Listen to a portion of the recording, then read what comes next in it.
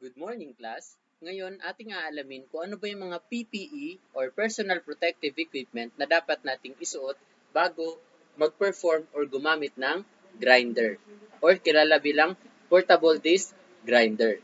Okay lang ba na direkta akong gagamit ng grinder without PPE? Siyempre, hindi. So, anong dapat nating isuot? Una, gloves. Okay? Rubber gloves. Kung walang rubber gloves, kung ano na lang meron. Pero hanggat maaari, rubber gloves. Okay? Suot natin ang gloves. Okay, para saan ba itong PPE na rubber gloves or safety gloves?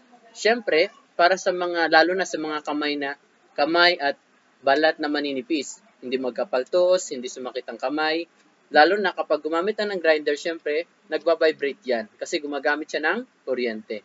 Okay? Para maprotektahan yung ating pala, daliri, kamay. Okay.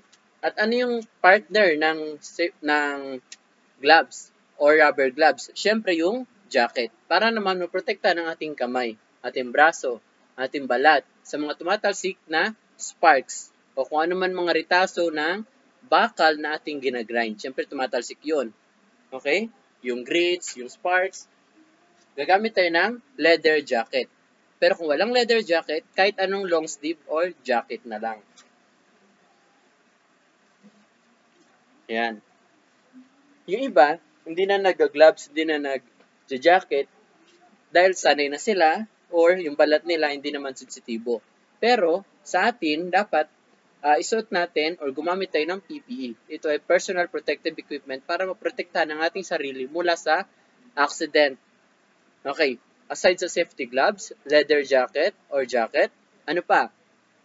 Okay, paano natin paprotektahan yung mata natin? Pwede tayong gumamit ng eyeglasses or safety eyeglasses. Hanggat maaari clear para kita pa rin natin yung ginagawa natin. What if walang eyeglasses? Okay, pwede tayong gumamit ng eye goggles. Yan. Sa kapal nito, kahit may tumasik na sparks, hindi maano yung mata natin. Hindi tayo mabubulag, hindi sasakit yung mata natin. What if wala nito? At gusto natin maprotektahan yung buong muka. Pwedeng gumamit ng safety helmet. Hindi yung helmet na pang motor. Helmet na pang gamit ng grinder. Okay? What if wala pa rin? So, pwede tayong gumamit ng face shield. Okay. So, pero itong face shield ay manipis lang. Hindi siya pang matagalan. Okay? Pang temporary lamang siya kung talagang wala.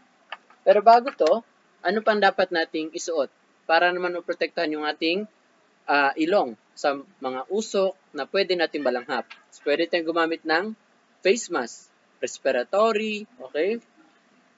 Kahit anong face mask, yung makakahinga pa naman tayo. Para lang hindi natin malanghap yung usok. Okay? Ayan, pag may face mask na, sa mata naman, ay glasses. Okay? Ano pa? Sa tainga. Dahil maingay ang grinder, lalo na kung bakal ang ating ginagrind, anong pwede nating isuot o ilagay sa ating mata? PPE na for hearing protection. Okay. Kung wala kayong pang hearing protection, pero meron kayong headset sa bahay, pwede yung headset. Okay? Pero hindi natin isasaksak sa cellphone. Okay, para lang maprotektahan yung tainga. What if wala? Okay, pero meron kayong headset. Pwede rin yun. Okay? And then, magka-grind na tayo. Eh, what if gusto mo buong muka? O di, maglagay ka ng face shield. Okay? O, yun lamang ang ilan sa mga PPE na dapat nating isuot o gamitin bago mag-perform ng grinding. Salamat!